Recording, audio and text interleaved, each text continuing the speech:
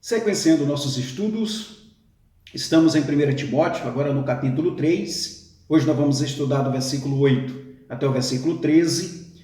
Eu vou fazer a leitura do versículo 8 que diz assim: Semelhantemente, quanto aos diáconos, é necessário que sejam respeitáveis, de uma só palavra, não inclinado a muito vinho, não cobiçoso de sórdia ganância.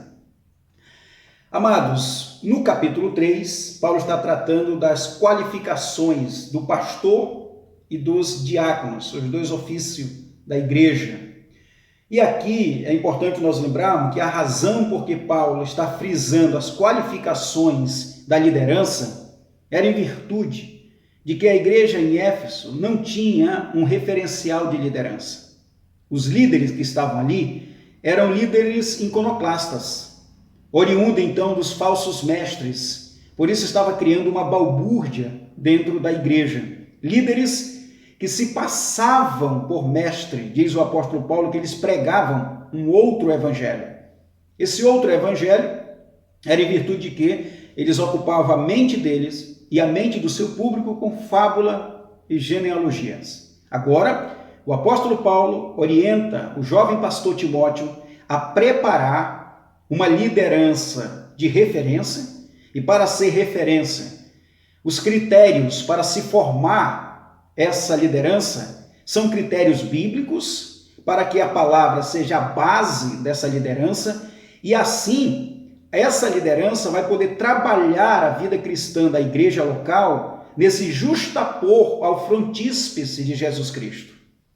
Nós vimos então na lição passada, os critérios para o pastorado, onde o pastor deveria viver uma vida de equilíbrio para não ser suscetíveis aos seus erros, aos seus fracassos, às suas limitações. Então, Paulo diz que o pastor deveria ter equilíbrio no seu temperamento. O seu temperamento deveria ser orquestrado pela palavra de Deus, o pastor deveria ser resiliente, sempre no ministério, o seu equilíbrio também na família, esse equilíbrio na sua família de cuidar da sua esposa, criar os seus filhos sobre disciplina cristã, se dedicar à sua casa, porque depois Paulo vai dizer que quando o líder não cuida bem da sua casa, ele não conduz bem a sua casa, ele não está apto para o exercício também do ministério. O equilíbrio também nos seus prazeres, ou seja, o pastor tem que ter cuidado com os seus gostos, com o seu prazer, para não se apegar demasiadamente às coisas e se viciar, como futebol, política, a leitura excessiva, de repente se envolve muito na parte acadêmica e desta maneira ele vem a se abstrair da família, da esposa e começa a ver então problema no lar. Também o pastor deveria ser equilibrado na questão de si mesmo, para ele não entrar na pesporrência, na soberba. E a soberba precede a queda, por isso ele não poderia ser neófito na fé. Também Paulo disse que o pastor deveria ser apto no ensino. Nós vimos ali que o pastor requer-se dele que ele tenha uma formação acadêmica para então ensinar com maestria, ensinar com propriedade. Isso é muito importante para o pastorado.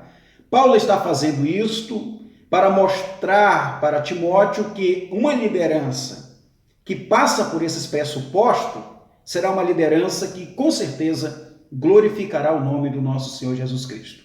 Agora, do versículo 8 a 13, o apóstolo Paulo vai falar dos diáconos. E é importante nós frisarmos, irmãos, que quando fala do trabalho do diácono, ministério do diácono, na Bíblia não temos nada assim bem definido o que o diácono pode fazer. Quando a gente olha Atos dos Apóstolos, capítulo 6, e ali nós temos um incipiente sobre a questão do ministério diaconal. O diácono pode ser um homem que vai tratar das coisas de Deus, pode ser um diretor de patrimônio, ele pode ajudar na ceia, ele pode ajudar nas ações sociais da igreja, ele vai auxiliar o pastor no ministério. Só que esse homem também, assim como o pastor, ele precisa ter qualificações, porque ele vai fazer parte da liderança da igreja, ele será alguém espiritual ali também, para ajudar a igreja no bom andamento, no crescimento, e dessa maneira ela ser uma igreja frutífera, onde ela possa enfrentar os intempéries da vida, esta igreja, e passar de maneira incólume, de maneira intacta. Então precisamos ter uma boa liderança.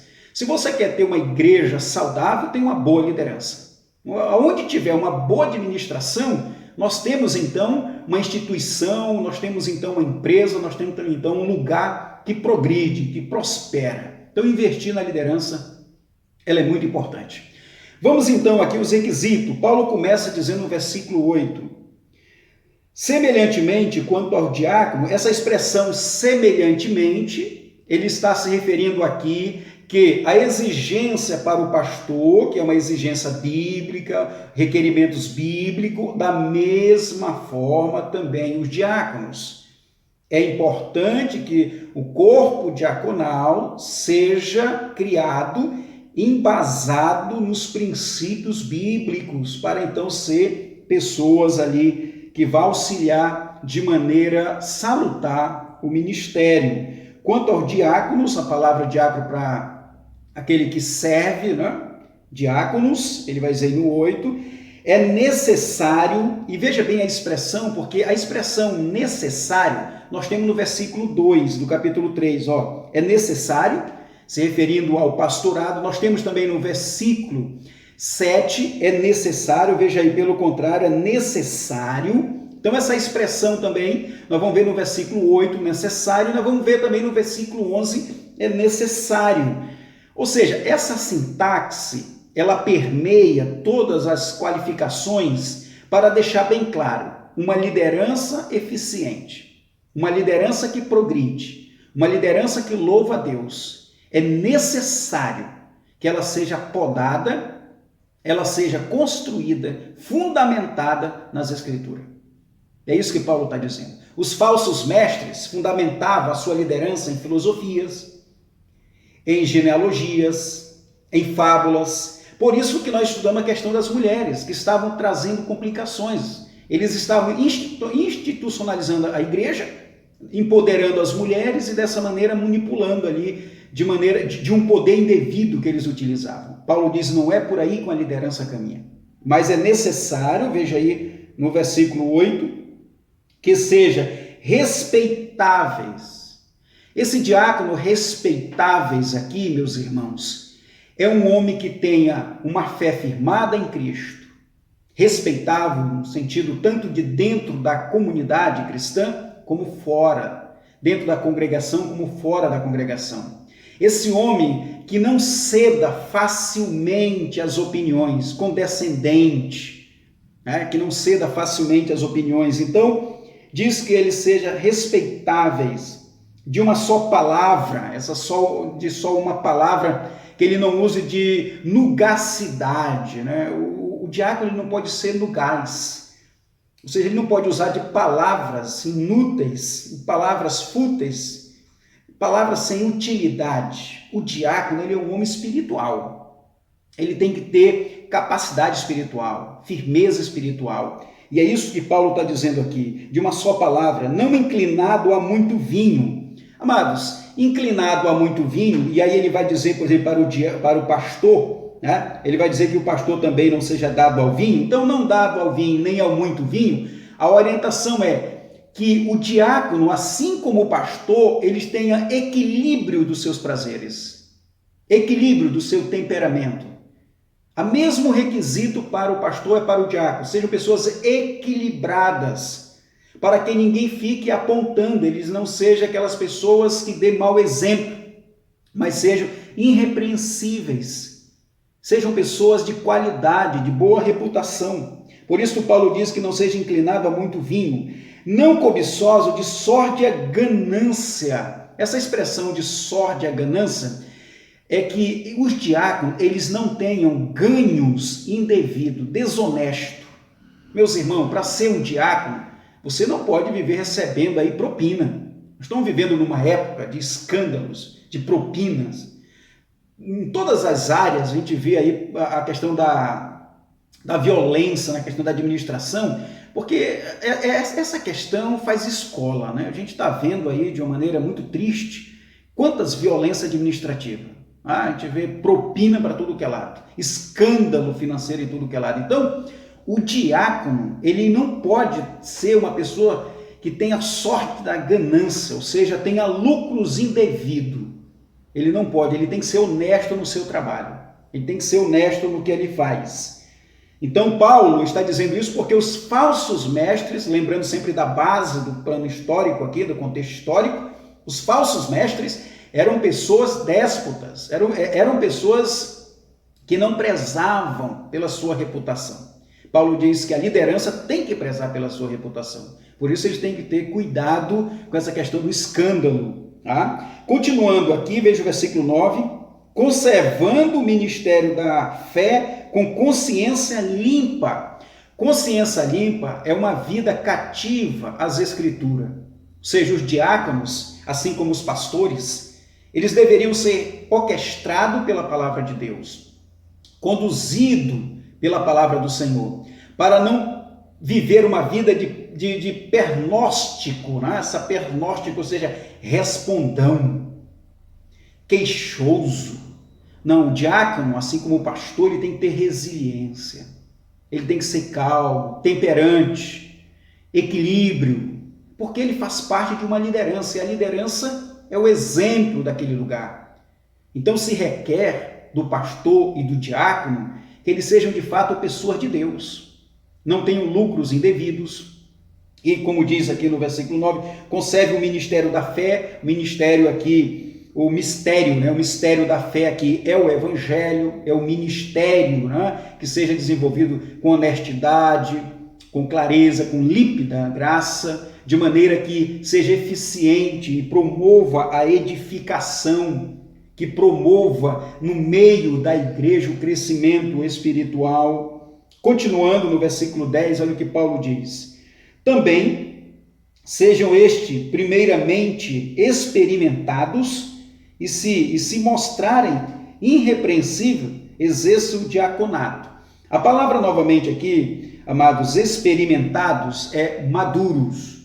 Não pode ser também neófito. O mesmo requisito para o pastor. O diácono não pode ser neófito para não cair na pescorrência, para não ficar soberbo. Por isso que ele vai ser, a palavra vai dizer que irrepreensível. Irrepreensível, equilibrado. Somente uma pessoa madura, uma pessoa guiada pelo Espírito Santo, é uma pessoa equilibrada. Ela vive irrepreensível, ou seja, ela tem a sua vida sob os cuidados de Deus. Ela é muito precavida das coisas, há uma resiliência, né, na sua forma de falar. E exerce o diaconato. Então, a igreja local, ela vai observar essas qualidades e ver que, de fato, este homem tem qualificação para ser um auxiliar do pastor no ministério. Agora nós vamos para o versículo 11, aqui nós temos a qualificação para as mulheres do pastor e do diácono. Lembrando que a família do diácono, a família do pastor tem que ser exemplo. Nós vimos que o apóstolo Paulo falou sobre a família do pastor. O pastor tem que ter a sua família sob os cuidados de Deus, orientando os seus filhos com todo o pudor, né? Uma só esposa. Então agora ele vai citar aqui no versículo 11, da mesma sorte. Muitas pessoas dizem que da mesma sorte é porque agora Paulo está dizendo que vai haver diaconisa. Paulo não está falando de diaconisa. Paulo está falando de um caráter de uma liderança. Assim como os homens têm que ter uma boa reputação, as mulheres desses homens, as esposas deles, também têm que ser pessoa de boa reputação. Porque, meu amado, imagine você é um diácono, mas a sua esposa não coopera no ministério, ela não tem zelo, ela não tem prudência, ela não tem resiliência, ela vai prejudicar o seu trabalho. Imagine você é um pastor, agora a sua esposa ela não é uma pessoa de Deus, ela não tem compromisso com o trabalho, ela não respeita o teu ministério.